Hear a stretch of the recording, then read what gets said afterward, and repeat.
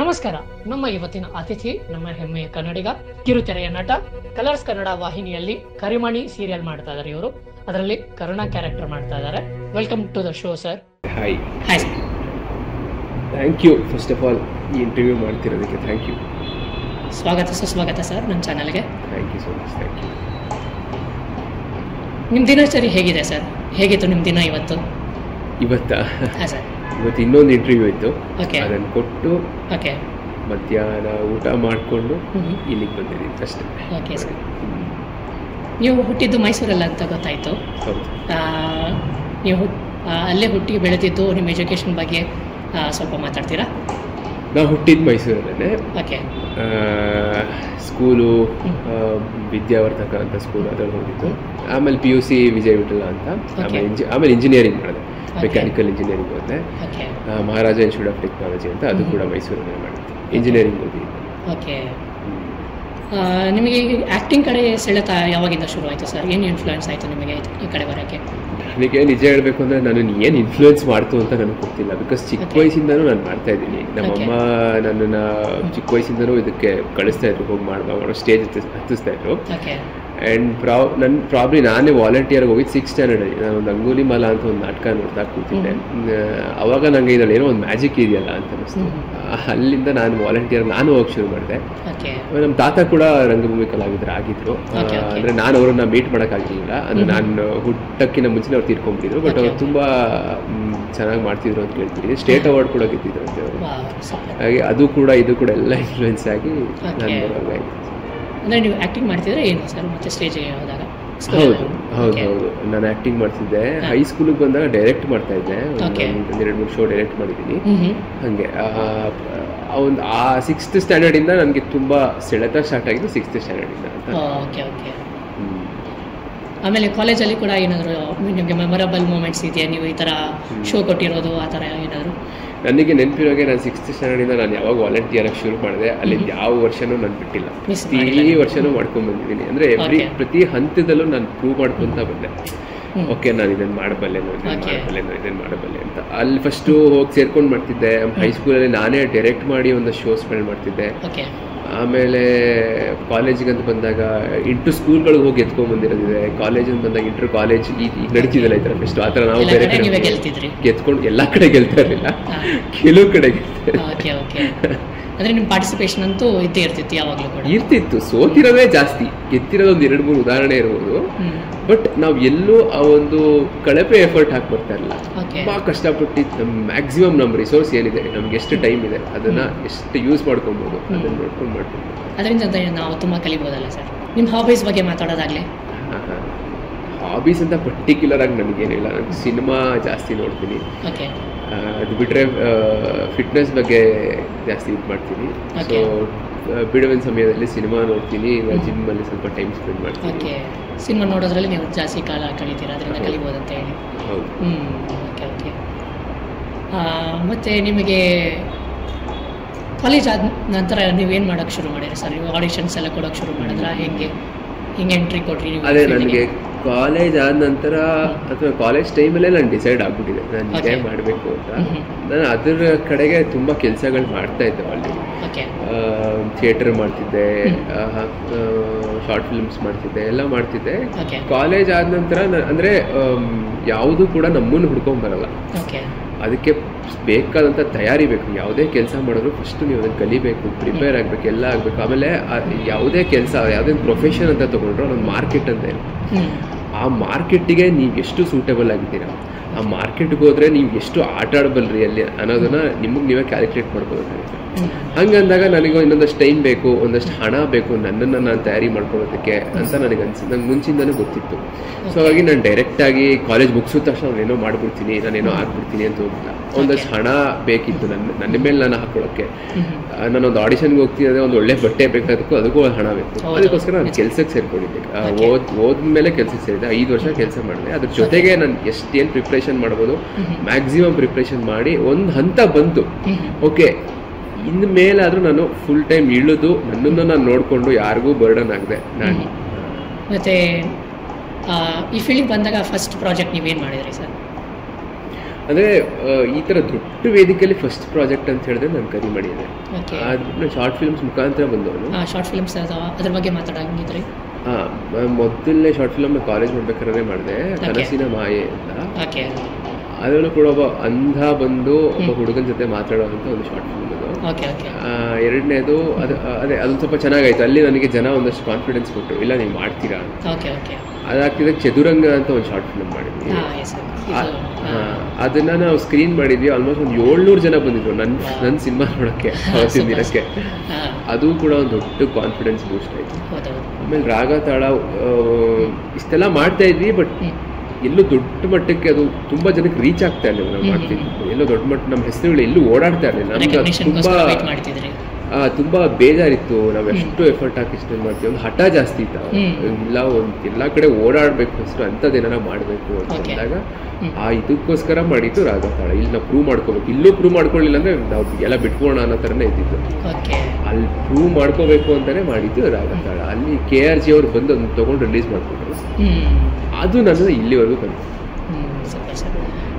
ನನಗೆ ಗೊತ್ತಿರೋ ಪ್ರಕಾರ ಅದಕ್ಕೆ ಶಾರ್ಟ್ ಫಿಲ್ಮ್ಗೆ ನಿಮಗೆ ಅವಾರ್ಡ್ ಕೂಡ ಬಂತು. ಅದ್ರ ಬಗ್ಗೆ ಮಾತಾಡೋದಾಯಿತು, ಮಾತಾಡ್ತೀರಾ? ಅದು ಶಾರ್ಟ್ ಫಿಲ್ಮ್ಗೆ ನನಗೆ ಬೆಸ್ಟ್ ಆ್ಯಕ್ಟರ್ ಅವಾರ್ಡ್ ಬಂದಿತ್ತು. ಅದರಲ್ಲಿ ಅದೇ ಆ ಥರ ಫಿಲ್ಮ್ಗೆ ಅಂತ ಬಂದಿದ್ದು ಮೊದಲನೇ ಅವಾರ್ಡ್ ಅದು. ಹಾಗಾಗಿ ಸ್ಪೆಷಲ್.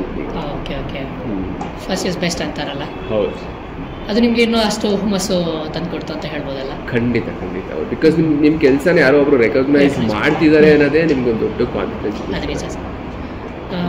ಅಂದರೆ ಯಾರು ಹ್ಯಾಂಡ್ ಓವರ್ ಮಾಡಿದ್ರು ಸರ್ ನಿಮ್ಗೆ ಆ ಅವಾರ್ಡ್ನ? ಹೇಗೆ ನೆನಪಿದೆಯಾ? ಅದು ಪ್ರವೀಣ್ ಕೃಪಾಕರ್ ಅಂದ್ಬಿಟ್ಟು ತಲೆದಂಡ ಅಂತ ಒಂದು ಸಿನಿಮಾ ಮಾಡಿದ್ದಾರೆ ಅವರು. ಆಮೇಲೆ ಜೊತೆಗೆ ಕಲರ್ಸ್ ರಾಮಾಚಾರಿ ಅಂತ ಬರುತ್ತೆ, ಅವ್ರ ತಂದೆ. ಅಂದರೆ 2022 ನಿಮಗೆ ಅವಾರ್ಡ್ ಬಂತು. ಹೌದು. ಆ ಮೂಮೆಂಟ್ನ ನೀವು ನೆನೆಸ್ಕೊಂಡು ಅದನ್ನು ಡಿಸ್ಕ್ರೈಬ್ ಮಾಡೋದು ಇದ್ರೆ ಹೇಗೆ ಮಾಡ್ತೀರಾ ಸರ್? ತುಂಬ ಖುಷಿ ಆಯ್ತಾ, ಹೇಗೆ ಏನು? ಅಲ್ಲ, ಆಬ್ವಿಯಸ್ಲಿ ಖುಷಿ ಆಯ್ತು ನನಗೆ. ಬಟ್ ತುಂಬ ನಾನು ಇದನ್ನು ಲೈಫ್ ಲಾಂಗ್ ನೆನ್ಪಿಟ್ಕೊತೀನಿ ಅನ್ನೋಷ್ಟು ಅಂಥ ಮೂಮೆಂಟ್ ಥರ ಏನು ಆಗಿರಲಿಲ್ಲ. ಬಟ್ ಖುಷಿ ಆಯಿತು. ನನ್ನ ಕೆಲಸ ಯಾರೋ ಗುರುತಿಸಿ ಒಂದು ಅವಾರ್ಡ್ ಅಂತ ಕೊಟ್ಟರಲ್ಲ, ಅದು ಖುಷಿ ಆಗುತ್ತೆ. ಖಂಡಿತ. ಫ್ಯಾಮಿಲಿ ಅವರೆಲ್ಲ ನಿಮ್ಗೆ ಹೇಗೆ ಸಪೋರ್ಟ್ ಮಾಡ್ತಿದ್ರು ಸರ್? ಅದೇ ನನ್ನ ಬಿಗ್ಗೆಸ್ಟ್ ಸ್ಟ್ರೆಂತೆ ನನಗೆ ಫ್ಯಾಮಿಲಿ. ಅವ್ರು ಯಾವತ್ತೂ ನನಗೆ ಯಾವುದನ್ನು ಬೇಡ ಅಂತ ಹೇಳಿಲ್ಲ, ಇದನ್ನು ಮಾಡಬೇಡ. ಬಿಕಾಸ್ ಅವ್ರು ನಾನು ಚಿಕ್ಕ ವಯಸ್ಸಿಂದ ನೋಡಿದ್ರು ನಾನು ಏನೇನು ಮಾಡಿದ್ದೀನಿ ಅಂತ. ಹಂತದಲ್ಲೂ ನಾನು ಅವ್ರ ಮುಂದೆ ಪ್ರೂವ್ ಮಾಡ್ಕೊಂಡೇ ಬಂದೆ. ಓಕೆ, ನಾನು ಇದನ್ನು ಮಾಡ್ತೀನಿ, ಇದನ್ನು ನಾ ಮಾಡಿದ್ರೆ ಮಾಡ್ತೀನಿ ಅಂತ ಪ್ರೂವ್. ಅವ್ರಿಗೂ ಒಂದು ಕಾನ್ಫಿಡೆನ್ಸ್ ಕೊಡ್ತಾ ಬಂದೆ. ಪೇರೆಂಟ್ಸು ಮಕ್ಕಳಿಗೆ ನೀನು ಅದನ್ನು ಮಾಡಬೇಡ ಅಂತ ಹೇಳಿದ್ರೆ ಅವ್ರು ತಪ್ಪಿಲ್ಲ. ನಾವು ಅನ್ಕೊಂಡ್ಬಿಡ್ತೀವಿ ಇದು ಜನ್ರೇಷನ್ ಗ್ಯಾಪು, ಊರು ಏನೋ ನಮ್ಗೆ ಗೊತ್ತಿಲ್ಲ, ಅವ್ರು ಏನೋ ಮಾಡ್ತಿದ್ದಾರೆ, ನಾವು ತಪ್ಪಿಲ್ಲ. ನೀವು ಅವ್ರು ಫಸ್ಟ್ ಪ್ರೂವ್ ಮಾಡಬೇಕು, ನಾನು ಇದರಲ್ಲಿ ಆರಾಮಾಗಿರ್ತೀನಿ, ನನ್ನನ್ನು ನಾನು ನೋಡ್ಕೋತೀನಿ ಅನ್ನೋ ಕಾನ್ಫಿಡೆನ್ಸ್ ನೀವು ಅವ್ರಿಗೆ ಕೊಟ್ಟರೆ ತಂದೆ ತಾಯಿಗಳು ಖಂಡಿತ ನಿಮ್ಗೆ ಏನು ಬೇಕಾದರೂ ಮಾಡಕ್ಕೆ ಬಿಡ್ತಾರೆ. ಅದರಲ್ಲೂ ಕೂಡ ನಾವು ಪಾಸಿಟಿವಿಟಿನ ಹುಡುಕೊಂಡು ಮುಂದೆ ನಡ್ಕೊಂಡು ಹೋಗ್ಬೇಕು. ಪಾಸಿಟಿವಿಟಿ ಅಂದರೆ ನೀವು ತೋರಿಸ್ಬೇಕು ಅವ್ರಿಗೆ, ನಾನು ಇದು ಕೇಪಬಲ್ ಇದ್ದೀನಿ. Correct sir. ಆಮೇಲೆ ನಿಮಗೆ ಈ ಸೀರಿಯಲ್ ಆಫ್ ಯುವರ್ ಹೇಗೆ ಬಂತು ಸರ್? ಹೇಗೆ ಚೂಸ್ ಮಾಡಿದ್ರಿ? ಅದ್ರ ಬಗ್ಗೆ ಮಾತಾಡೋದು. ಅದೇ ರಾಗತಾಳ ರಿಲೀಸ್ ಆಗಿತ್ತು. ಆವಾಗ ನನ್ನ ಶಾರ್ಟ್ ಫಿಲ್ಮು ಒಬ್ರು ನೋಡಿ ಅದನ್ನ ಕಲರ್ಸ್ ಅವರಿಗೆ ಕಳಿಸ್ಕೊಟ್ಟಿದ್ರು. ಅವ್ರು ನನಗೆ ಮೊದಲು ಬೇರೆ ಪ್ರಾಜೆಕ್ಟ್ ಕರೆದ್ರು ಕಲರ್ಸ್ ಅವರು. ಆಮೇಲೆ ಅದು ಕೊಡಲಿಲ್ಲ. ಆಮೇಲೆ ಇದಕ್ಕೆ ಆಡಿಷನ್ ಕರೆದ್ರು. ಆಮೇಲೆ ಈ ಪ್ರಾಜೆಕ್ಟನ್ನ ನನಗೆ ಆಡಿಷನ್ ಮುಖಾಂತರ ಕೊಟ್ಟರು. ಆಡಿಷನ್ಸ್ ನಿಮಗೆ ಹೇಗೆ ಅನಿಸ್ತು ಸರ್? ಸ್ವಲ್ಪ ಈಸಿ ಅನಿಸ್ತಾ ಇಲ್ಲ ಚಾಲೆಂಜಿಂಗ್ ಅನಿಸ್ತಾ, ಹೇಗೆ? ಇಲ್ಲ, ಆಡಿಷನ್ಸ್ನ ತುಂಬ ಕೊಟ್ಟಿದ್ದೀನಿ ಮುಂಚೆ. ಯಾರು ಕರೆದ್ರೆ ನಾನು ಇಲ್ಲ ಅಂತ ಇರಲಿಲ್ಲ, ಹೋಗ್ತಿದ್ದೆ. ನಾನಾಗೇ ನನ್ನ ಕರೀರಿ, ನಾನು ಹಾಕೊಳ್ಳಿ ಅಂತ ಇದುವರೆಗೂ ನಾನು ಯಾವತ್ತೂ ಯಾರಿಗೂ ಹೇಳಿಲ್ಲ. ಯಾರಾದ್ರೂ ಕರೆದ್ರೆ ನಾನು ಹೋಗಿ ಮಾಡಿ ಬರ್ತಾ ಇದ್ದೆ. ಬಟ್ ಯಾರು ರೆಸ್ಪಾಂಡ್ ಮಾಡ್ತಾ ಇರಲಿಲ್ಲ, ಯಾರು ವಾಪಸ್ ಕಾಲು ಮಾಡ್ತಾ ಇರಲಿಲ್ಲ. ಸುಮ್ಮನೆ ಕರೀತಾರ ಆ ಥರ ಅನ್ಕೊತಾ ಇದ್ದೆ. ಆಮೇಲೆ ಇನ್ನೊಂದು ಕಲರ್ಸ್ ಅವ್ರು ಇನ್ನೊಂದು ಪ್ರಾಜೆಕ್ಟಿಗೆ ಕರೆದಾಗ ಅದಕ್ಕೂ ನನಗೆ ತುಂಬ ವೆಯ್ಟ್ ಮಾಡಿದೆ. ಆಲ್ಮೋಸ್ಟ್ 4 ತಿಂಗಳು ವೆಯ್ಟ್ ಮಾಡಿದೆ ಅದಕ್ಕೆ. ಆಮೇಲೆ ಈ ಆಡಿಷನ್ ಕರೆದಾಗ ನಾನು ಇದು ಒಂದನದರ ಆಡಿಷನ್ನೇ, ಕರೀತಾರೆ ಕೊಡಲ್ಲ ಅಂದ್ಕೊಂಡೇ ಹೋದೆ. ಬಟ್ ಇದನ್ನ ಕೊಟ್ಟರು. ಆಡಿಷನ್ ತುಂಬ ಅನ್ಸರ್ಟನಿಟಿ, ಆಗುತ್ತೋ ಆಗಲ್ವೋ ಏನು ಎತ್ತ, ತುಂಬ ತಲೆಗಳು, ತುಂಬ ಕೈಗಳು ಹಿಂದೆ ಇರುತ್ತೆ. ಅವು ಎಲ್ಲರ ಒಪಿನಿಯನ್ ಟ್ರೈ ಕೊನೆಗೂ ಕೂಡ್ಕೊಂಬಂದು ಸಿಕ್ಕಿದಾಗ ಎಲ್ಲೋ ಒಂದು ಅವಕಾಶ ಸಿಗುತ್ತೆ. ಅದು ಸಿಕ್ಕಿದಾಗ ನೀವು ಎರಡೂ ಕೈಯಲ್ಲಿ ಹಿಡ್ಕೊಂಡ್ರೆ. ತಾಳ್ಮೆನೂ ತುಂಬ ಇಂಪಾರ್ಟೆಂಟ್ ಅಲ್ಲ ಸರ್?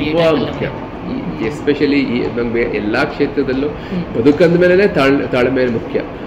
ಈ ಕ್ಷೇತ್ರಕ್ಕೆ ಬರಬೇಕು, 10% ಎಕ್ಸ್ಟ್ರಾ ಇರಬೇಕು. ಹೌದು. ಎಸ್ಪೆಷಲಿ ನಮಗೆ ಎಲ್ಲ ಕ್ಷೇತ್ರದಲ್ಲೂ ಬದುಕಂದ ಮೇಲೆ ತಾಳ್ಮೆ ಮುಖ್ಯ. ಈ ಕ್ಷೇತ್ರಕ್ಕೆ ಬರಬೇಕಂದ್ರೆ ನಿಮ್ಗೊಂದು 10% ಎಕ್ಸ್ಟ್ರಾ ಇರಬೇಕು. 10% ಕರೆಕ್ಟ್. Okay sir. ಸೀರಿಯಲ್ ಎಲ್ಲ ಎಕ್ಸ್ಪೀರಿಯನ್ಸ್ ಎಲ್ಲ ಹೇಗಿದೆ ಸರ್ ನಿಮಗೆ? ಫಸ್ಟ್ ಶಾಟ್ ಏನಿತ್ತು ನಿಮಗೆ? ಏನಾದರೂ ಅದ್ರ ಬಗ್ಗೆ ಮಾತಾಡ್ತಾದ್ರೆ? ಫಸ್ಟ್ ಶಾಟ್ ನಾನು ಮತ್ತು ನನ್ನ ತಂದೆ ಕ್ಯಾರೆಕ್ಟರ್ ಮಾತಾಡೋದಿತ್ತು. ಚೆನ್ನಾಗಿತ್ತು. ಬಿಕಾಸ್ ಫಸ್ಟ್ ಶಾಟ್ ನಾನು ಫಸ್ಟ್ ಡೇ ಶೂಟಿಂಗ್ ಬಂದಾಗ ನನಗೆ ಹಿಂದೆ ನಾನು ಏನೇ ಸ್ಟೇಜ್ ಕೆಲಸಗಳು ಮಾಡಿರ್ಬೋದು, ಶಾರ್ಟ್ ಫಿಲ್ಮ್ಸ್ ಮಾಡಿರ್ಬೋದು, ಪ್ರೊಫೆಷನಲ್ ಥಿಯೇಟರ್ ಕೆಲಸ ಮಾಡಿರ್ಬೋದು, ಬಟ್ ಈ ಪ್ರೋಸೆಸ್ಗೆ ನಾನು ಹೊಸಬಾನೇ ಅಲ್ವಾ. ನಾನು ಫಸ್ಟ್ ಡೇ ಬಂದಾಗ ಎಲ್ಲ ಚಾನಲ್ ಹೆಡ್ಡು, ಪ್ರೊಡ್ಯೂಸರ್ಸು ಎಲ್ಲ ಕೂತಿದ್ರು, ಎಲ್ಲ ಮಾನಿಟರ್ ಮುಂದೆ ಹಿಂಗೆ ನೋಡ್ತಾ ಕೂತಿದ್ರು. ನನಗೆ ಭಯ ಖಂಡಿತ ಆಯಿತು. ಫಸ್ಟ್ ಶಾಟ್ ಹಿಂಗೆ ಬರ್ತಾ ಇದ್ದೀನಿ, ಅವ್ರು ಹಿಂಗೆ ಬಟ್ ಚೆನ್ನಾಗಾಯಿತು. ಎಲ್ಲ ಫಸ್ಟ್ ಶಾಟ್ ನೋಡ್ಬಿಟ್ಟೇ ತುಂಬ ಅಪ್ರಿಷಿಯೇಟ್ ಮಾಡೋದು, ಇಲ್ಲ ತುಂಬ ಚೆನ್ನಾಗಿ ಮಾಡ್ತೀಯ, ಮಾಡು, ಒಳ್ಳೇದಾಗಲಿ ಅಂತ ಹೇಳ್ಬಿಟ್ಟು. ಹಾಗಾಗಿ ಈಗ ತುಂಬ ಸ್ಯಾಟಿಸ್ಫ್ಯಾಕ್ಷನ್ ಇದೆಯಾ ಸರ್ ನಿಮಗೆ ಆ ಸೀರಿಯಲಲ್ಲಿ ವರ್ಕ್ ಮಾಡ್ತಾ? ಖಂಡಿತ ಇದೆ. ನಾನು ಸ್ಯಾಟಿಸ್ಫ್ಯಾಕ್ಷನ್ ಇಲ್ಲ ಅಂದರೆ ಯಾವ ಕೆಲಸ ಮಾಡಲ್ಲ. ನನಗೆ ಖುಷಿ, ತುಂಬ ಖುಷಿ ಇದೆ ಈ ಸೀರಿಯಲ್ ಚೆನ್ನಾಗಿ ಆಗ್ತದೆ ಅಂತ. ಮತ್ತು ನೀವು ಏನಾದರೂ ಸ್ಪೆಷಲ್ ಆಗಿ ಕ್ಯಾರೆಕ್ಟರ್ಗೆ ಏನಾದರೂ ಪ್ರಿಪೇರ್ ಮಾಡ್ಕೊಳ್ಳೋದು ಏನಾದರೂ ಇತ್ತಾ, ಹೇಗೆ? ಅಂದರೆ ನಿಮ್ಮ ಪ್ರತಿಯೊಬ್ಬ ಆ್ಯಕ್ಟ್ರಿಗೂ ಅವ್ರದ್ದೇ ಆದಂಥ ಒಂದು ಪ್ರೋಸೆಸ್ ಇರುತ್ತೆ. ಬಟ್ ಸೀರಿಯಲ್ ಅಂತ ಬಂದಾಗ ನೀವು ಆ ಪ್ರೋಸೆಸ್ಗಳನ್ನ ಯಾವುದನ್ನು ಮಾಡೋಕ್ಕಾಗಲ್ಲ. ಬಿಕಾಸ್ ಸಂಪೂರ್ಣ ಸ್ಟೋರಿ ಗ್ರಾಫ್ ಗೊತ್ತಿರಲ್ಲ ನಿಮಗೆ, ಕ್ಯಾರೆಕ್ಟರ್ ಆರ್ಕ್ ಗೊತ್ತಿರಲ್ಲ, ಯಾವುದೂ ಗೊತ್ತಿರಲ್ಲ ನಿಮಗೆ. ಎಪಿಸೋಡ್ಸ್ ಕಲಿತಾ ನೀವು ಏನು ಕಲಿತಾ ಹೋಗ್ತೀರಾ ಅದೇ ನಿಮ್ಮ ಪ್ರಿಪ್ರೇಷನ್, ಆ ಪ್ರೋಸೆಸ್ಸೇ ನಿಮ್ಮ ಪ್ರಿಪ್ರೇಷನ್. ಸೊ ಹಾಗಾಗಿ ಸ್ಪೆಷಲ್ ಪ್ರಿಪ್ರೇಷನ್ನು ಅಂತ ಯಾವುದೂ ಇರಲಿಲ್ಲ. ಸ್ಕ್ರಿಪ್ಟ್ ನೋಡಿ ನಿಮ್ಮ ಫಸ್ಟ್ ರಿಯಾಕ್ಷನ್ ಹೇಗೆ ಸರ್? ಶಾರ್ಟ್ ಫಿಲ್ಮ್ಸ್ ಎಲ್ಲ ಮಾಡಿದಾಗ ಕಮ್ಮಿ ಇರುತ್ತೆ. ನಾವು ಒಂದು 14 ಶಾರ್ಟ್ 15 ಶಾರ್ಟ್ ತೆಗಿತೀವಿ. ಇಲ್ಲೊಂದು 10 ಸೀನ್ ಮಾಡ್ತೀವಿ. ನಾವು ಇಲ್ಲಿ ನೋಡಿದಾಗ ಇಷ್ಟನ್ನು ಒಂದೇ ದಿನ ಶೂಟ್ ಮಾಡ್ತೀರಾ ಅಂತ ಕೇಳಿದ್ದೆ ನಾನು. ಎಷ್ಟು ಶಾರ್ಟ್ ಶೂಟ್ ಮಾಡ್ತೀರಾ ಅಂತ ಕೇಳಿದ್ರೆ, ಎಷ್ಟು ಶಾರ್ಟ್ ಶೂಟ್ ಮಾಡಿದ್ರೆ ನೀವು ಉದ್ದಾರ ಆಗ್ತೀರಾ, ನಾವು ಉದ್ದಾರ ಆಗಲ್ಲ ಅಂತ. 10 ಸೀನ್ ಶೂಟ್ ಮಾಡೋಕೆ ನೋಡ್ರಿ ಇಷ್ಟು ಹೆಂಗೆ ಶೂಟ್ ಮಾಡ್ತಾರೆ ಅಂತ ಫಸ್ಟ್ ಡೇ ನೋಡಿದಾಗ ಗಾಬರಿ ಆಗಿದೆ. ಆಮೇಲೆ ಹೋಗ್ತಾ ಓಕೆ ಹಿಂಗಾಗುತ್ತೆ ಅಂತ ಗೊತ್ತಾಗ್ತದೆ.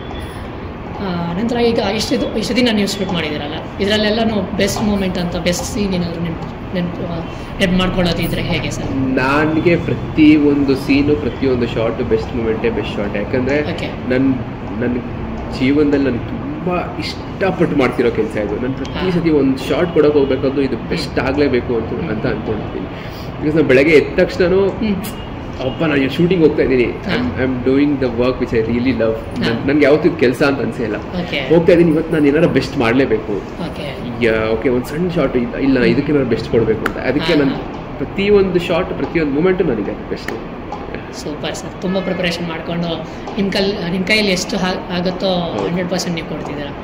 ಇದು ಕೇಳಿ ನಿಜವಾಗ್ಲೂ ತುಂಬ ಖುಷಿ ಆಗುತ್ತೆ, ತುಂಬ ಮೋಟಿವೇಶನ್ ಅಂತ ಅನಿಸುತ್ತೆ. ನೆಕ್ಸ್ಟ್ ನಿಮ್ಮ ಕರಿಮಣಿ ಸೀರಿಯಲ್ ಬಿಟ್ಟು ಬೇರೆ ಏನಾದರೂ ಮಾಡ್ತಿದ್ದಾರೆ ಹೇಗೆ ಸರ್? ಇದೊಂದೇನಾ ಈಗ ಸದ್ಯಕ್ಕೆ? ಇದೊಂದೇ. ಓಕೆ, ಕಾನ್ಸಂಟ್ರೇಷನ್ ಇಲ್ಲೇ ಕೊಡ್ತಾ ಇದ್ದೀನಿ. Okay, super sir. ಚೆನ್ನಾಗಿ ಇಲ್ಲಿಗೆ ಒಂದು ಸ್ವಲ್ಪ ಸೀರಿಯಸ್ ಕನ್ವರ್ಸೇಷನ್ ಮುಗಿಸೋಣ. ನೆಕ್ಸ್ಟ್ ಸ್ವಲ್ಪ ತಮಾಷೆ ಕಡೆಗೆ ಹೋಗೋಣ. ರ್ಯಾಪಿಡ್ ಫೈರ್ ಪ್ರಿಪೇರ್ ಮಾಡಿದ್ದೀನಿ ಸರ್. ಓಕೆ, ಮೊದಲಿಗೆ ನಿಮ್ಮ date of birth sir? 16th January. Okay, ಗೂಗಲಲ್ಲಿ ರಾಂಗ್ ಕೊಡ್ತು ಮತ್ತೆ. ಹೌದಾ? 13th January ಅಂತ ತೋರಿಸ್ತಿದ್ದೆ. 16th January. ಓಕೆ, ನಂತರ ಸರ್ ನಿಮ್ಮ ಫೇವ್ರೆಟ್ ಫುಡ್? ನನ್ನ favourite food chicken. Non veg ಅಂತ ಮಾತಾಡ್ತೀನಿ. ನಿಮ್ಮ ಫೇವ್ರೆಟ್ ಟ್ರಾವೆಲ್ ಡೆಸ್ಟಿನೇಷನ್ ಸರ್? ಎಲ್ಲಾನು ಫೇವ್ರೇಟ್. ಯಾಕಂದ್ರೆ ಟ್ರಾವೆಲ್ ಮಾಡೋದೇ ಒಂದು ಚಂದ. ಯಾಕಂದ್ರೆ ಈಗಂತೂ ಟೈಮ್ ಸಿಗ್ತಾ ಇಲ್ಲ. ಮುಂಚೆ ಮಾಡ್ಬೇಕು ಅಂದ್ರೆ ನಮ್ಮ ಹತ್ರ ದುಡ್ಡು ಇರ್ತಾ ಇರ್ಲಿಲ್ಲ. ಈಗ ಮಾಡೋಣ ಅಂದ್ರೆ ಟೈಮ್ ಇಲ್ಲ. ಈ ಒಂದು ಟೈಮ್ ಮಾಡ್ಕೊಂಡು ಟ್ರಾವೆಲ್ ಮಾಡಬೇಕು ಅನ್ನೋ ತುಂಬಾ ಇದೆ. ನಾನು ತುಂಬಾ ಕಡೆ ಟ್ರಾವೆಲ್ ಮಾಡಿಲ್ಲ. ನೇಚರ್ ಜೊತೆ ಇದ್ರೆ ಎಂಜಾಯ್ ಮಾಡ್ತೀರಾ ಹೇಗೆ ಸರ್? ಹೌದು. ಓಕೆ ಓಕೆ, ನಿಮ್ಮ ಫೇವ್ರೇಟ್ ಬುಕ್ ಇಲ್ಲ ಮೂವಿ ಸರ್ ಹೇಗೆ? ರೀಸೆಂಟ್ ಆಗಿ ನಾನು the power of your sub conscious mind ಅಂತ ಒಂದು ಓಕೆ ಓಕೆ ತುಂಬ ಇಷ್ಟ ಆಯ್ತು ನನಗೆ. ಅದು ಎಷ್ಟೊಂದು ವಿಚಾರಗಳು ನಂಗೆ ಗೊತ್ತಿತ್ತು ಮುಂಚೆ, ಹಾಗಾಗಿ ಅದು ನನಗೆ ಇಷ್ಟ ಆಯಿತು. ಮೂವಿ ನನಗೆ ರೀಸೆಂಟಾಗಿ ತುಂಬ ಇಷ್ಟ ಆಗಿತ್ತು, ಮರ್ತೋಗಿ ಮ್ಯಾಕ್ಸ್. ಓಕೆ ಓಕೆ, ಸರಿ ಸರ್. ನಿಮ್ಮ ಫೇವ್ರೆಟ್ ಆ್ಯಕ್ಟರ್ ಮತ್ತು ಆ್ಯಕ್ಟ್ರೆಸ್ ಯಾವುದೇ ಫೀಲ್ಡಲ್ಲಾದರೂ, ಅಂದರೆ ಯಾವುದೇ ಇಂಡಸ್ಟ್ರಿಯಲ್ಲಾದರೂ ಆಗ್ಬೋದು? ನಾನು ತುಂಬ ಸಿನಿಮಾಗಳು ನೋಡಿದ್ದೀನಿ, ಎಲ್ಲ ಭಾಷೆ ಸಿನಿಮಾಗಳನ್ನು ನೋಡಿದ್ದೀನಿ, ಎಲ್ಲ ಭಾಷೆ ಆ್ಯಕ್ಟ್ರೆಸ್ಗಳನ್ನು ನಾನು ಎಲ್ಲರಿಂದನೂ ಒಂದು ಸ್ವಲ್ಪ ಕಲ್ತ್ಕೊಂಡು ಬಂದಿದ್ದೀನಿ. ಎಲ್ಲರಿಂದನೂ ಇನ್ಸ್ಪೈರ್ ಆಗಿದ್ದೀನಿ, ಎಲ್ಲರೂ ಐಡಿಯಲೈಸ್ ಮಾಡಿದ್ದೀನಿ. ಹಾಗಾಗಿ ಎಲ್ಲರೂ ಇಷ್ಟ ನನಗೆ. ನಮ್ಮ ಇಂಡಸ್ಟ್ರಿಯಲ್ಲಿ ಅಷ್ಟೇ ರಾಜ್ಕುಮಾರ್ ಸರಿಂದ ಹಿಡಿದು ಇತ್ತೀಚೆಗೆ ಸ್ಟಾರ್ ಆಗಿರೋ ಎಲ್ಲ ಆ್ಯಕ್ಟರ್ಗಳು ನನಗೆ ಇಷ್ಟ. ಬಿಕಾಸ್ ಎಲ್ಲರಿಂದನೂ ಕಲ್ತಿದ್ದೀನಿ ನಾನು. ಒಬ್ಬರಷ್ಟು ಹೇಳ್ಬಿಟ್ರೆ ನಾನು ಕಷ್ಟ ಅಂತ. ಓಕೆ, ಮತ್ತು ನೀವು ಟೈಮ್ ಪಾಸ್ ಯಾವಾಗಾದ್ರು ಬೋರ್ ಹೊಡಿತಿದ್ರೆ ಇದೊಂದು ಕೆಲಸ ಮಾಡ್ತೀನಿ, ಇದರಿಂದ ನನಗೆ ತುಂಬ ಟೈಮ್ ಪಾಸ್ ಮಾಡ್ದಂಗೂ ಅನಿಸುತ್ತೆ, ನಾನು ಸ್ವಲ್ಪ ಚೆನ್ನಾಗಿರುತ್ತೆ ಅಂತ ಅನ್ಸೋದಿದ್ರೆ ಏನು ಮಾಡ್ತೀರಾ ಸರ್? ನಾನೇ ನಿಜವಲ್ಲ ನಂದೇ ಒಂಥರ ಬೋರಿಂಗ್ ಲೈಫ್ ಸ್ಟೈಲು. ನನಗೆ ಪಾರ್ಟಿ ಅದು ಇದು ಯಾವುದು ನಾನು ಮಾಡಲ್ಲ. ನನಗೇನೋ ತುಂಬ ಚಿಕ್ಕ ಸರ್ಕಲ್. ನನ್ನ ಫ್ರೆಂಡ್ಸನ್ನು ಮೀಟ್ ಮಾಡೋದು, ಅವ್ರಿಗೆ ಕಾಲ್ ಮಾಡೋದು, ಸಿನಿಮಾ ನೋಡೋದು, ಆ್ಯಂಡ್ ನಾನು ವರ್ಕೌಟ್ ಏನಾದರೂ ಮಾಡೋದು, ಅದನ್ನು ಮಾಡ್ತೀನಿ. ಇಫ್ ನಾಟ್ ಆಕ್ಟರ್ ಏನಾಗ್ತಿದ್ರಿ ನೀವು ಅಂತ ಹೇಳಿ? ಇಫ್ ನಾಟ್ ಆಕ್ಟರ್ ಎಜುಕೇಶನ್ ಫೇಲೆ, ಅದು IT ಕಂಪ್ನಿಯಲ್ಲಿ ಕೆಲಸ ಮಾಡ್ತೀನಿ. ಕ್ರೇಜಿಯೆಸ್ಟ್ ಫ್ಯಾನ್ ರಿಕ್ವೆಸ್ಟ್ ಸರ್ ನಿಮಗೆ ಇವತ್ತವರೆಗೂ? ತುಂಬ ಬಂದಿದೆ. ಒಂದು ಕ್ರೇಜಿ, ಯಾಕಂದರೆ ನಾನು ಒಬ್ಬರು ಫ್ಯಾನು ಹಿಂಗೆ ಮಾಡಿಬಿಟ್ರು, ಅವ್ರು ನಂಗೆ ಹಂಗೆ ಮಾಡಿಬಿಟ್ರು ಅಂತ ನನಗೆ ಈ ಕ್ಷಣಕ್ಕೆ ಒಂದು ಆ ಮೂಮೆಂಟ್ ಆಫ್ ಲಾಫ್ಟರ್ಗೆ ನಾನು ಅವ್ರು ಹಿಂಗೆ ಮಾಡಿದ್ರು ಅಂತ ಹೇಳೋದು ತಪ್ಪಾಗ್ಬಿಡುತ್ತೆ. Because everybody comes with the same love ಅಲ್ವಾ? ಅವ್ರು ಎಷ್ಟೇ ಏನೇ ಮಾಡಲಿ ಎವ್ರಿಬಡೀಸ್ ಲವ್ ಇಸ್ ಲವ್. ನನಗೆ ಎಲ್ಲ ಕೂಡ ಕ್ರೇಜಿಯಸ್ಟ್ ಮೂಮೆಂಟ್ಗಳೇ. ಏನಾದರೂ ಮಾಡಿ, ಪ್ರೀತಿ ತೋರ್ಸಕ್ಕೆ ಏನಾದರೂ ಮಾಡ್ತೀರೋ as long as it is not harming you. Best fan moment ಅಂತ ಹೇಳೋದಂದ್ರೆ ಏನಾದರೂ ಇದೆಯಾ ಸರ್ ಆ ಥರ? Every fan interaction is a dream come true moment. ನನಗೆ ಯಾರೋ ಬಂದು ನಿಮ್ಮ ಸೀರಿಯಲ್ ನೋಡ್ತೀನಿ, ನಿಮ್ಮ ವರ್ಕ್ ಇಷ್ಟ ಅಂತ ಹೇಳಿದ್ರಲ್ಲ, every moment is a best moment. ಅಂದರೆ ಪ್ರತಿಯೊಬ್ಬರು ಫ್ಯಾನು ನನಗಿಷ್ಟ. ಓಕೆ, ಇಷ್ಟು ದಿನ ನೀವು ಬಿಟ್ಕೊಡದೆ ಇರೋದು ಯಾವ್ದಾದ್ರು ಸೀಕ್ರೆಟ್ ಟ್ಯಾಲೆಂಟ್ ಇದೆಯಾ ಸರ್ ನಿಮ್ಮಲ್ಲಿ? ಸೀರಿಯಲ್ ಅಂತ ಅಂದ್ಮೇಲೆ ಬಿಟ್ಕೊಡ್ದಿರೋ ಟ್ಯಾಲೆಂಟ್ ಇಲ್ಲ, ಎಲ್ಲ ಟ್ಯಾಲೆಂಟ್ ತೋರಿಸ್ಬಿಡ್ತೀವಿ ಅಲ್ಲಿ. ಇನ್ನು ಅದು ಬಿಟ್ಟು ಇನ್ನೇನಪ್ಪ ಮಾಡೋದು ಅಂತ ಯೋಚನೆ ಮಾಡಬೇಕು. ಎಲ್ಲ ಟ್ಯಾಲೆಂಟ್ ಮುಗಿದೋಯ್ತಲ್ಲ, ಇನ್ನೇನು ಮಾಡೋದು ಇವಾಗ ಅಂತ.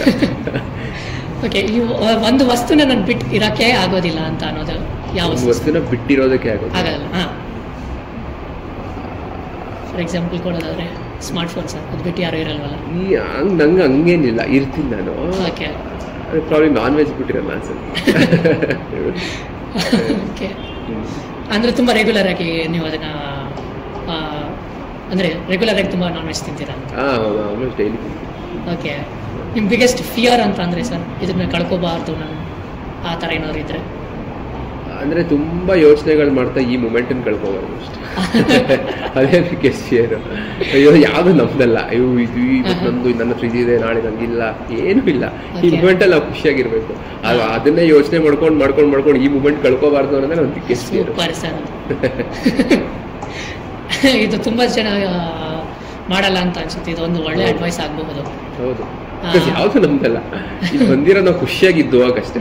Purpose of life is to be happy. ನಾವು ಅದನ್ನ ಒಂದು ಸ್ಟ್ರಕ್ಚರ್ ಅಂತ ಕಟ್ಕೊಂಡ್ರೆ ಖುಷಿಯಾಗಿರೋಣ ಅಂತ. ಬಟ್ ಆ ಸ್ಟ್ರಕ್ಚರೇ ನಮ್ಗೆ ಇಷ್ಟ ಆಗ್ತಿಲ್ಲ, ಅದ್ರ ಬಗ್ಗೆನೇ ಯೋಚನೆ ಮಾಡ್ಕೊಂಡು ಈ ಕ್ಷಣನೇ ಕಳ್ಕೊಂತ ಇದೀವಿ ಅಂದ್ರೆ ಏನಂತ. ನಿಜ ಸರ್. ನೀವು ನಮ್ಮ ಈಗ ತುಂಬ ಯೂತ್ ಇದೇ ಇಂಡಸ್ಟ್ರಿಗೆ ಬರ್ಬೇಕಂತ ಅನ್ಕೊಂಡಿರ್ತಾರೆ, ಅವ್ರಿಗೇನಾದರೂ ಚಿಕ್ಕ ಕಿವಿ ಮಾತು ಹೇಳೋದಾದ್ರೆ ಏನು ಹೇಳ್ತೀರಾ? ಫಸ್ಟು ಒಂದು ಅರ್ಥ ಮಾಡ್ಕೊಬೇಕು, ಇಲ್ಲಿ ಪ್ರೊಫೆಷನ್ ಆಗಿ ಬರ್ತೀರಾ ಅಂದರೆ ಬಿಸ್ನೆಸ್ ಅರ್ಥ ಮಾಡ್ಕೊಂಡು. ಓಕೆ, ಎಷ್ಟರ ಮಟ್ಟಿಗೆ ಬಿಸ್ನೆಸ್ ಏನು ನಡೀತಾ ಇದೆ, ನಮ್ಮ ಅವಶ್ಯಕತೆ ಈ ಬಿಸ್ನೆಸ್ಗೆ ಏನಿದೆ, ನಾವು ಹೋದ್ರೆ ಈ ಬಿಸ್ನೆಸ್ಸಲ್ಲಿ ನಾವು ಹೆಂಗೆ ಬದುಕ್ಬೋದು ಅನ್ನೋದನ್ನ ಫಸ್ಟ್ ಈ ಬಿಸ್ನೆಸ್ ಅರ್ಥ ಮಾಡ್ಕೊಂಡು, ಆಮೇಲೆ ಆರ್ಟನ್ನ ಎಷ್ಟಾಗುತ್ತೆ ಅಷ್ಟು ಕಲಿಬೇಕು. ಆ ಪ್ರೋಸೆಸ್ಸನ್ನು ಎಂಜಾಯ್ ಮಾಡಬೇಕು. ಬಿಕಾಸ್ ಆ ಪ್ರೋಸೆಸ್ಸನ್ನೇ ಎಂಜಾಯ್ ಮಾಡ್ತಿಲ್ಲ ನೀವು, ಅದರಿಂದ ಸಿಗೋ ಫೇಮ್ ಇರ್ಬೋದು, ಸೊ ಇನ್ನೇನೋ ಮತ್ತೊಂದು ಕ್ಯಾಲ್ಕುಲೇಟ್ ಮಾಡ್ಕೊಂಡು ಬರ್ತಾ ಇದ್ದೀರಾ ಅಂತ ಹೇಳಿದ್ರೆ ನಿಮ್ಗೆ ಆಗಲ್ಲ. ಇಲ್ಲಿ ಯಾಕೆ ಈ ಪ್ರೋಸೆಸ್ಸನ್ನ ನೀವು ಅಷ್ಟು ಹುಚ್ಚುತನದಿಂದ ಪ್ರೀತಿ ಮಾಡ್ತೀರಾ ಅಂದರೆ, ಜೊತೆಗೆ ಸ್ಮಾರ್ಟಾಗಿ ಬಿಸ್ನೆಸ್ ಏನು, ಆ ಬಿಸ್ನೆಸ್ಸಲ್ಲಿ ನಾನು ಎಂಥ ಆಟಗಾರ, ನಾನು ಹೋಗಿ ಆಟ ಆಡಿದ್ರೆ ನಾನು ಎಷ್ಟು ಎತ್ಕೊಂಡು ಬರ್ಬೋದು ಅಷ್ಟು ತಲೆ ಇಟ್ಕೊಂಡು. ಬಿಕಾಸ್ ಸಿನಿಮಾ ಅಂದರೆ ಆರ್ಟ್, ಬಿಸ್ನೆಸ್ ಆ್ಯಂಡ್ ಸೈನ್ಸ್. ನಾನು ಬರೀ ಆರ್ಟ್ ಗೊತ್ತು ಅಂತ ಅಂದಿರೋರು ಎಷ್ಟೋ ಜನ ಇಲ್ಲ ಫೀಲ್ಡಲ್ಲಿ ಹೋಗ್ಬಿಟ್ಟಿದ್ದಾರೆ. ಬಿಕಾಸ್ ಅವ್ರಿಗೆ ಬಿಸ್ನೆಸ್ ಗೊತ್ತಿಲ್ಲ. ಆ್ಯಂಡ್ ಬಿಸ್ನೆಸ್ ಗೊತ್ತು, ನನಗೆ ಆರ್ಟ್ ಸೈನ್ಸ್ ಗೊತ್ತಿಲ್ಲ ಅಂದರೆ ಆಗಲ್ಲ. ಮೂರನ್ನೂ ಕರೆಕ್ಟಾಗಿ ಬ್ಯಾಲೆನ್ಸ್ ಮಾಡಿಕೊಂಡು, ಟೆಕ್ನಾಲಜಿ ತಿಳ್ಕೊಂಡು, ಆ ಕಲೆನ ತಿಳ್ಕೊಂಡು, ಬಿಸ್ನೆಸ್ನ ತಿಳ್ಕೊಂಡು ಕರೆಕ್ಟಾಗಿ ಗೇಮ್ ಪ್ಲೇ ಮಾಡೋರು ತುಂಬ ವರ್ಷ ಬದುಕ್ತಾರೆ. ಸರ್, ಅಂದರೆ ಕೆಲವೊಬ್ರು ನಾನು ಎಜುಕೇಷನ್ ಮುಗಿಸ್ಕೊಂಡೇ ಬರ್ತೀನಿ ಅಂತೆಲ್ಲ ಹೇಳ್ತಿರ್ತಾರೆ ಕೆಲವರು ಸ್ಟೂಡೆಂಟ್ಸ್ ಎಲ್ಲನೂ, ಯೂತು. ಎಜುಕೇಷನ್ ಮುಗಿಸ್ಕೊಂಡೇ ಬಂದರೆ ತುಂಬ ಒಳ್ಳೆಯದಾಗುತ್ತಾ, ಹೇಗೆ ಸರ್ ಅದು? ಯಾಕಂದರೆ ಈ ಕಡೆ ಟೋಟಲ್ ಆಗಿ ಈ ಪ್ರೊಫೆಷನ್ ಕಡೆ ಅವ್ರು ಗಮನ ಕೊಟ್ಟರೆ ಏನಾಗಬಹುದು, ಇಲ್ಲಾಂದರೆ ಎಜುಕೇಷನ್ ಮುಗಿಸ್ಕೊಂಡ್ಬಂದರೆ ಅದು ಹೆಲ್ಪ್ ಆಗುತ್ತಾ, ಹೇಗೆ ಅಂತ ನಿಮ್ಮ ಅನಿಸಿಕೆ? ನನ್ನ ಪರ್ಸನಲ್ ಒಪಿನಿಯನ್ ಕೇಳಿದ್ರೆ ಎಜುಕೇಷನ್ ಅನ್ನೋದು ತುಂಬ ಇಂಪಾರ್ಟೆಂಟ್. ಜೀವನದಲ್ಲಿ ತುಂಬ ಮುಖ್ಯ ಎಜುಕೇಷನ್. ನೀವೊಂದು ಕಮ್ಯುನಿಕೇಷನ್ ಆಗಿರ್ಬೋದು, ಈ ಥರನೇ ಇಲ್ಲೊಂದು ಇವೆಂಟ್ ನಡೀತಾ ಇದೆ ಅಂದರೆ ಎಷ್ಟು ಕೆಲಸಗಳನ್ನು ಮಾಡ್ತೀರಾ. ಲೀಡರ್ಶಿಪ್ ಕಲಿತೀರಾ, ಕಮ್ಯುನಿಕೇಷನ್ ಕಲಿತೀರಾ, ಇನ್ನೇನೋ ಒಂದು ಮಾಡ್ತೀರಾ. ಸೊ ಎಜುಕೇಷನ್ ಅಂದರೆ ಅಕಾಡೆಮಿಕ್ಸ್ ಮಾತ್ರ ಅಲ್ಲ, ಯಾವುದೇ ಪ್ರಾಬ್ಲಮ್ಗಳು ಬಂದರೂ ನಾನು ಅದನ್ನು ಸಾಲ್ವ್ ಮಾಡ್ತೀನಿ ಅನ್ನೋದನ್ನು ಇಲ್ಲಿ ಕಲಿತೀರಾ. ಸೊ ಒಂದು ಎಜುಕೇಷನ್ ಮುಗಿಸ್ಕೊಂಡು ಬಂದರೆ ನಿಮ್ಗೊಂದು ಮೆಚ್ಯೂರಿಟಿ ಇರುತ್ತೆ, ಬಿಸ್ನೆಸ್ ಅರ್ಥ ಮಾಡ್ಕೊಳ್ಳೋ ಮೆಚ್ಯೂರಿಟಿ ಇರುತ್ತೆ, ಎಲ್ಲಿ ಹೇಗೆ ನಡ್ಕೋಬೇಕು ಅನ್ನೋದು ಗೊತ್ತಿರುತ್ತೆ. ನನ್ನ ಕೇಳಿದ್ರೆ ಎಜುಕೇಷನ್ ಮುಗಿಸ್ಬಿಟ್ಟು ಬಂದರೆ ಒಳ್ಳೆಯದು. Super sir. ಇಂಟರ್ವ್ಯೂ ಹೇಗಿತ್ತು ಸರ್? ತುಂಬ ಚೆನ್ನಾಗಿದೆ, ತುಂಬ ಖುಷಿ ಆಯಿತು ನಿಮ್ಮ ಜೊತೆ ಮಾತಾಡಿ. ಅದು ನೀವು ನನ್ನ ಇಂಟರ್ವ್ಯೂ ಮಾಡ್ತಿದ್ದೀರಾ ಅನ್ನೋದು ಖುಷಿ ಆಯಿತು, ನನ್ನ ಬಗ್ಗೆ ತಿಳ್ಕೊಂಡು ಅಷ್ಟು ರಿಸರ್ಚ್ ಮಾಡ್ಕೊಂಡು ಬಂದಿದ್ದೀರಾ ಅನ್ನೋದು ಖುಷಿ ಆಯಿತು. ತುಂಬ ಖುಷಿ ಆಯಿತು ಮಾತಾಡಿಸಿ, ನನಗೂ ತುಂಬ ಖುಷಿ ಆಯಿತು. ತುಂಬ ಖುಷಿ ಆಯಿತು ಸರ್. Thank you.